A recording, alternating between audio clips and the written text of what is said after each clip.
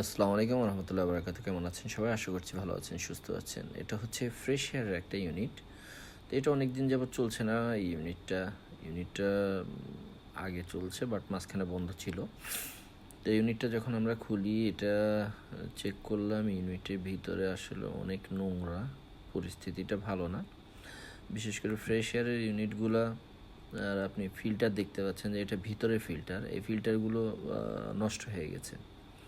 বেশিরভাগ ফিল্টার এখানে দুই স্টেপে ফিল্টার থাকে, একটা হচ্ছে আপনার অ্যালুমিনিয়াম ফিল্টার আর একটা হচ্ছে কাপড়ের ফিল্টার। এখানে ইউনিটগুলো দেখা যাচ্ছে আপনার এক্সপেনশন বাল্বগুলো এবং ইয়েগুলো।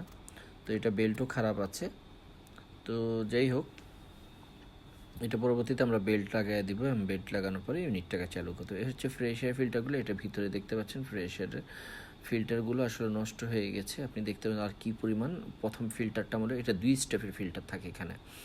তো এই ফিল্টারগুলোর ভিতরে আমরা আসলে এতটাই ময়লা, এগুলো একদম আপনার বালির মতো হয়ে গেছে আর কি, গুঁড়ো গুঁড়ো হয়ে গেছে। কারণ কাপড়ের তো এখানে প্রচুর হিট, তো হিট থাকার কারণে এই ফ্রেশ এয়ার ফিল্টারগুলো আসলে এই অবস্থা হয় অতিরিক্ত হিটে। এবং যখন চলে হাওয়ায়, তো এটা আসলে টানে, যখন টানে হাওয়াগুলো, বাতাসেগুলো টানার সাথে সাথে বাতাসের ভিতরে যেই ধুলাকণাগুলো থাকে সেগুলোকে আটকায় এবং ফ্রেশ অক্সিজেন আলো বাতাসটাকে সেটা নিচে সাপ্লাই দেয়। এটার মধ্যে কোনো রিটার্ন ডাক্ট নাই, এটা জাস্ট একটাই শুধু সাপ্লাই ডাক্ট। তো এখানে কোনো রিটার্ন ডাক্ট থাকে না। এটা বাহিরের থেকে ফ্রেশ এয়ার, এই জন্যই বলা হয় বাহিরের ফ্রেশ বাতাসটাকে নেয় এবং সেটাকে আপনার নিয়ে নিচে আপনার ঠান্ডা করে নিচে দেওয়া হয় আর কি। এটা বিশেষ করে ওয়াশরুমের মধ্যে লাগানো থাকে, আপনার বড় যখন টয়লেট বা আপনার শাওয়ার রুম, এইসব জায়গার মধ্যে। তো আমার এটা হচ্ছে বড় শাওয়ার রুম আমাদের, তো এই শাওয়ার রুমের মধ্যে লাগানো। তো এই জিনিসগুলো আমরা একটা একটা এখানে দেখেন দুই স্টেপ, এক স্টেপের ফিল্টার আমরা খুলছি, যেগুলো হচ্ছে আপনার ইয়ে সহকারে, কাপড়ের ফিল্টার সহকারে। এটা অলরেডি একদম পুরো ঝুরঝুরো হয়ে গেছে, তো এটা খুলে দিচ্ছি। আরেকটা ফিল্টার হচ্ছে আমাদের সামনে আপনার ফোমওয়ালা। তো এই ফিল্টারগুলো এগুলো খুবই ভালো, ফোমওয়ালা ফিল্টারগুলো, এগুলো পরিষ্কার, ধুইলেই পরিষ্কার হয়ে যায়। কিন্তু ওই কাপড়ের ফিল্টারগুলো আপনাকে নতুন লাগাইতে হয়, চেঞ্জ করতে হয়, কারণ ওইটা ইয়ে করা যায় না আর কি। তো ওগুলো অ্যাভেলেবেল পাওয়া যায় ওইভাবে। তো দেখেন ইউনিটের ভিতরেও আপনার ইনডোরও প্রচুর ময়লা।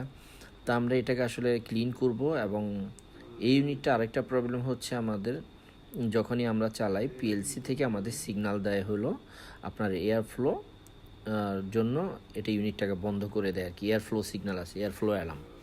তো এয়ার ফ্লো অ্যালার্ম কেন আসে, এটা একটা খুব বুঝার বিষয়। এয়ার ফ্লো অ্যালার্মটা আসে যখন বাতাসের চাপ ঠিক মতো না থাকবে, তখন এখান থেকে যখন বাতাসটা ঠিকমতো টানতে না পারবে, তখন কিন্তু ওই এয়ার ফ্লো যদি ঠিক না থাকে, তখন ওই এয়ার ফ্লো অ্যালার্মটা আসবে। তো এয়ার ফ্লো অ্যালার্মটা দেওয়ার কারণে আপনার ইউনিটটাকেও সেফ থাকে। ইউনিটের সেফটির জন্য আসলে এগুলো ইউজ করা, এয়ার ফ্লো অ্যালার্ম বা অন্যান্য যে জিনিসগুলো আছে। যাই হোক, তো এটা আমরা একদম প্রথমে পরিষ্কার করে ফেলতেছি। তো এয়ার ফ্লো অ্যালার্মটাকে আমরা আপাতত আমাদের কাছে ওই ডিভাইসটা না থাকার কারণে আমরা আপাতত এয়ার ফ্লো অ্যালার্মটাকে শর্ট করে চালাইতেছি, যেহেতু আমাদের ইমার্জেন্সি। তো আপনি এই পিএলসিগুলো আপনার ট্রেনের খুবই ভালো। এখানে আপনি সমস্ত সিস্টেমেটিক আপনার কী কী সমস্যা আছে ওখানে আপনি প্রোগ্রামে গেলেই বুঝতে পারবেন। ওখানে যখন প্রোগ্রাম আপনি ক্লিক করবেন, তখন ওখানে আপনাকে শো করবে যে কী কী প্রবলেম আছে, ওর এয়ার ফ্লো অ্যালার্ম কেন আসছে বা কী সমস্যা। যখনই হচ্ছে ঠিকমতো বাতাস এদিক ওদিক যেতে পারবে না, তখন এয়ার ফ্লো অ্যালার্মটা আসে। তো আমরা এই ইউনিটটাকে প্রথমে ধুয়ে দিতেছি, ইনডোরটাকে ভালোভাবে ধুবো, কারণ এখানে প্রচুর ময়লা আছে ভিতরে। এটা ভালোভাবে না দিলে এই জিনিসটা ক্লিয়ার হবে না। তো আমাদের আসলে প্রেশার মেশিনটা না থাকার কারণে আপাতত তখন আমাদের হাতেই ক্লিন করে দিতে হয়, কারণ ইউনিটে খুব একটা ময়লা থাকে না। বিশেষ করে আপনার এই ব্যাগগুলা, ওই এয়ার ফ্লো ব্যাগে যে ইয়েগুলো থাকে ফিল্টারে, ওই এয়ার ফিল্টারগুলো ওগুলা বেশি ময়লা হয়। তো ওগুলা ঝুরঝুর হয়ে যাওয়ার কারণে আসলে নিচে এত ময়লা পড়ছে। নর্মালি এটার ভিতরে এত ময়লা নাই আর কি। তো আর আমাদের যে সামনের ফিল্টারগুলো, এগুলোর মধ্যে প্রচুর ময়লা থাকে, কারণ এগুলো বাতাস এতটা টানে।